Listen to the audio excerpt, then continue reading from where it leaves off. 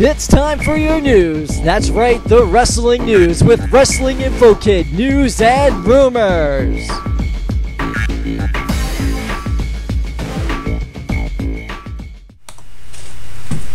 Hello wrestling fans, it is the one and only the Wrestling Info Kid and I'm coming at you live. That's right, live. We are celebrating our 30th episode. Can you believe I've been doing this 30 times? Sure, the WWE has the 1002 episode, but I have 30. So this is pretty epic for a YouTube show. I mean, I do plan on keeping it going for as long as I can. Alright, so Raw results. We all know what happened on Raw. Everybody was talking about, how the show ended with CM Punk, of course, and then Big Show knocking out CM Punk and John Cena. So we know what's going on with that. A lot of people have been emailing me. They want to know what's going on with A. Williams. Of course, we all know Abe Williams made that controversial remark about Kobe Bryant in a rape case, and WWE threw a big, huge fit. Watching Raw, we did also hear that he made a reference to, Mother Teresa. So it appears that AEW is no longer with World Wrestling Entertainment. And a lot of speculations, also a lot of posts from his Twitter account has got him suspended, but he has come back with another Twitter account to rant and rave again against everything else. Pretty much the bottom line is that WWE used to be the Attitude Era, where anything went. They would say the most outrageous things. We all seen Kane having sex with a dead body. May I remind you of Katie Vick? Yes, we talked about Katie Vick a while ago.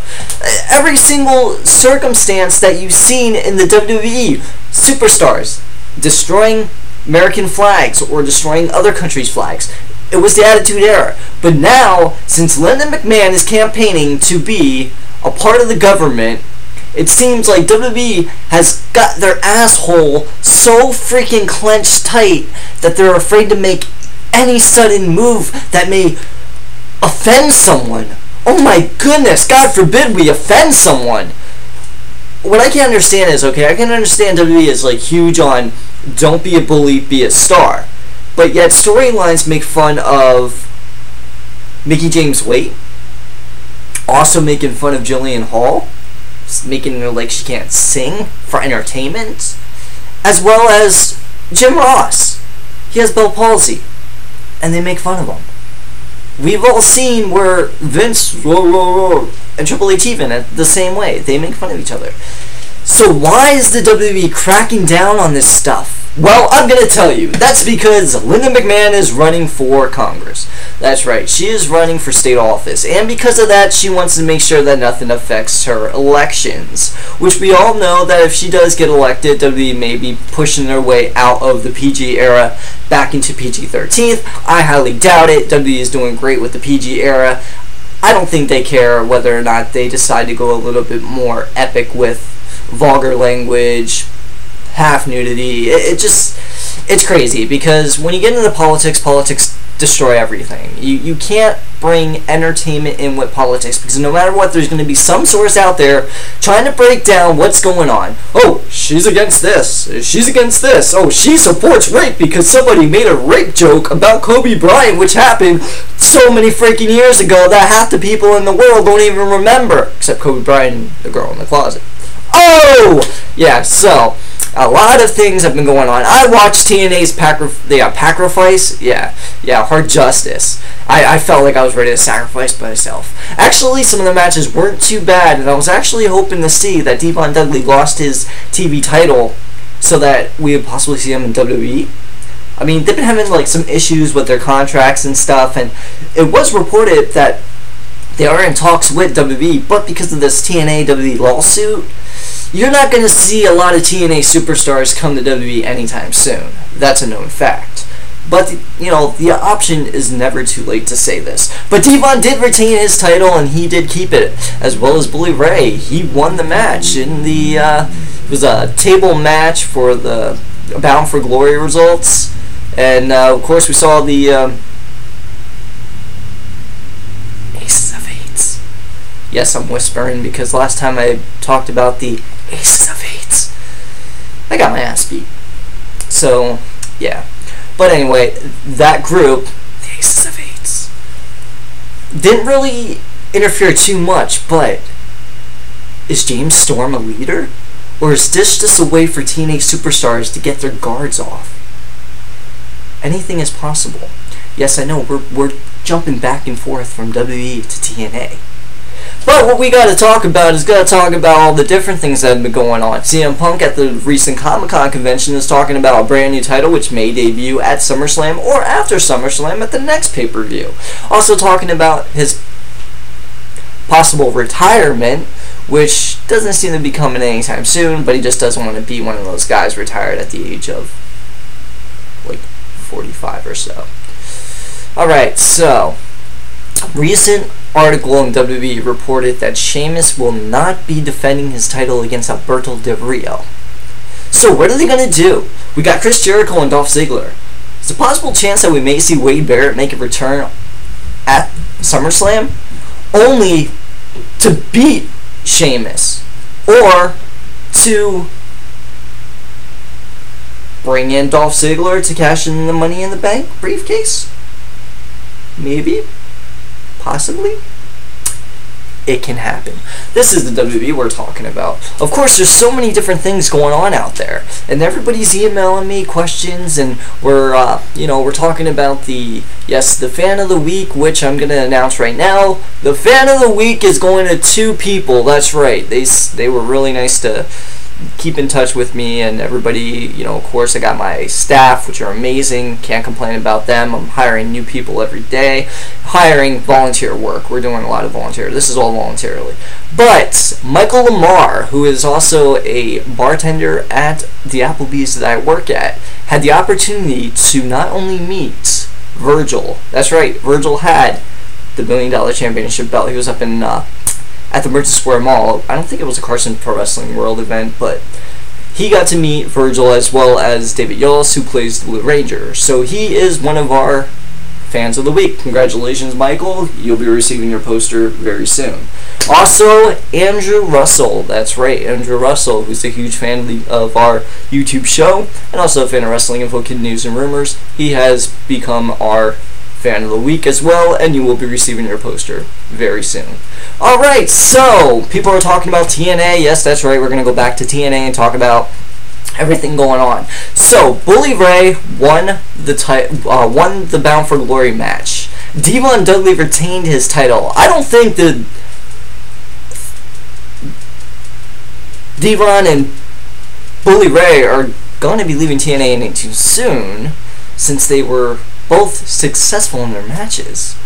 Some good matches. We saw a new women's champion. That's right, knockout champion, Madison Rayne. Of course, that was a good match. However, I do have to talk about Austin Aries and Bobby Roode, which I've always been a fan of. James Storm and Bobby Roode. Thought they were great competitors. Thought they had amazing agility. Very charismatic on the mic. Very good, speakers and stuff. But this Austin Aries, James and Bobby Roode match was just insane. I loved it. I thought it was great. We all saw the controversial pin, which both shoulders were down. Refs counted 1, 2, 3, and we find out that Robert Roode retains his title. Then Austin Aries, referee, is like, no, Austin Aries retains his title. So who comes down but the most controversial man in wrestling entertainment and also wrestling organization industry, everything. Earl Hebner comes down. We're like, oh boy, this is going to be another like Montreal screw job, But no, he makes a great decision. He decides that the match must go on. And who wins coming up? It is Austin Aries! Once again, Austin Aries has defended his title, which means now that Robert Roode will never, ever get a rematch. So that's interesting to talk about. Also, keep in touch with Bud Carson, owner of Pro Wrestling World, also Carson's Pro Wrestling World in Merchant Square Mall. He will be announcing more superstars to show up at the September 22nd event.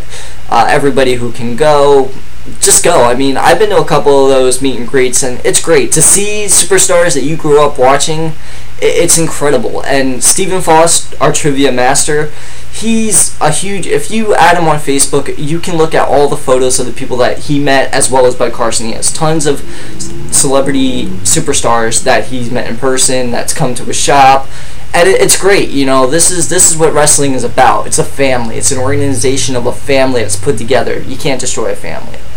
Well, that's it for today. I am the Wrestling Info Kid. I want to apologize for not uploading videos anytime soon. I was dealing with a virus and I was able to get it out. But also, this is what we're waiting for. Tonight, Monday Night Raw. That's right. Will we see CM Punk go against the Big Show? Many things possible.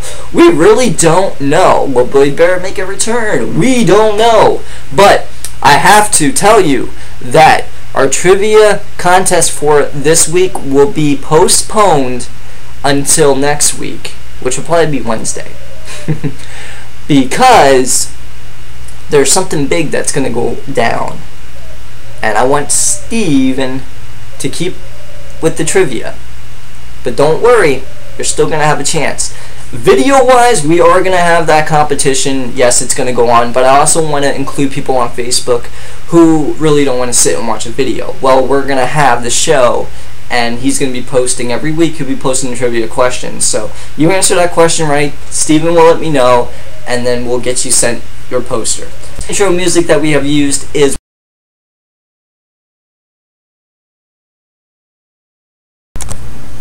Hello, this is Stephen Faust, Trivia Master for Wrestling Info Kid News and Rumors, and for September to Remember, on September 22nd, come on down to see Angelina Love, Velvet Sky, Brutus the Barber Beefcake, Melina, Jillian Hall, and Tommy Dreamer. Plus, I will be running the trivia contest down there, and the winner will receive a poster signed by 17 WWE stars such as Rey Mysterio, Shelton Benjamin, Carlito, the Bella Twins, and many, many more. And I thank the Wrestling Kid for giving me this chance to vent on one subject. Ladies and gentlemen, I am very old school. I have watched wrestling since 1980. When I saw Alberto Del Rio defeat Santino Marella for the third time, with Marella as the United States champion, and later called Marella an inferior opponent, that really riled me, and I'll tell you why, ladies and gentlemen. In my time, the WWF Intercontinental Heavyweight Championship and the United States Heavyweight Championship, from the NWA to the WCW and the WWE, were #1 contenders championships. That meant that wrestler was the #1 contender and could beat the world champion at any time. You look at guys like Hall of Famers Don Morocco, Tito Santana, Greg the Hammer Valentine. You look at Rick Rude. You look at Kurt Hennig, Mr. Perfect. Would you call them mid-carders? Would you call guys like Magnum TA, Tully Blanchard, Johnny B. Bad, among other people who were either United States champions or World Television champions, mid-carders and a waste of talent? I'm tired, although I like CM Punk, I'm tired of seeing John Cena being shoved down my throat. Please, Vince McMahon, I'm one of the fans. I grew up with you. I grew up watching the WWF when it was the WWF, now WWE, since 1980. It takes more than 3 or 4 wrestlers to make a wrestling organization. You've got talent like Christian. You've got talent like Cody Rhodes. My God, Cody Rhodes could be one of the best wrestlers you have in that entire organization right now. And what do you have him doing? Nothing. You have Brodus Clay. Santino Marella can still be something. Jack Swagger, he can still be something, yet you don't use them. Please quit shoving these guys like Cena down my throat. I'm tired of it. It's like shoving Hulk Hogan down my throat back in the 1980s when I'm a Tito Santana fan, when I'm a fan of Bob Backlund and Bret Hart. It's time to give other people a shot, and believe me, wrestlers like Cody Rhodes, wrestlers like Christian, Brodus Clay, Jack Swagger, they deserve the shot. You want to shock me? You really want to shock me? have Santino Marella as the U.S. champion after you've made him job so many times beat either Sheamus or CM Punk on either Raw or SmackDown where I can see it, not on pay-per-view, where I can see it, and I guarantee you the ratings are going to boost up. Why? Because you've just shocked everyone. You just told everyone, my God, one of the biggest news in pro wrestling just happened. The biggest thing in pro wrestling just happened. Santino Marella upset CM Punk and he's now the WWE Heavyweight Champion. And I missed it. Now I gotta tune in. You can't keep telling the fans that these wrestlers like Cody Rhodes, Santino Marella, Christian, Jack Swagger can't beat guys like Cena and Punk and Sheamus. Because that's why you're losing people. That's why you're losing people. It's because there's no shock value and you have no faith in your supposed, and I hate this term, mid-card wrestlers. I hate that term. I hate the mid-card term. I hate the preliminary term. Every wrestler from the 1980s, whether they were Tito Santana, Nikolai Volkov, the Iron Sheik, whether they were Cowboy Bob Orton, Mr. Wonderful Paul Orndorff, down to the Coco Beware's Hacksaw Jim Duggins, even the Special Delivery Jones, were all important to the World Wrestling Federation. Make that happen again now in 2012. This is the Trivia Master Stephen Faust with his venting opinion, and I thank the Wrestling Info Kid for giving me the opportunity to vent on this subject.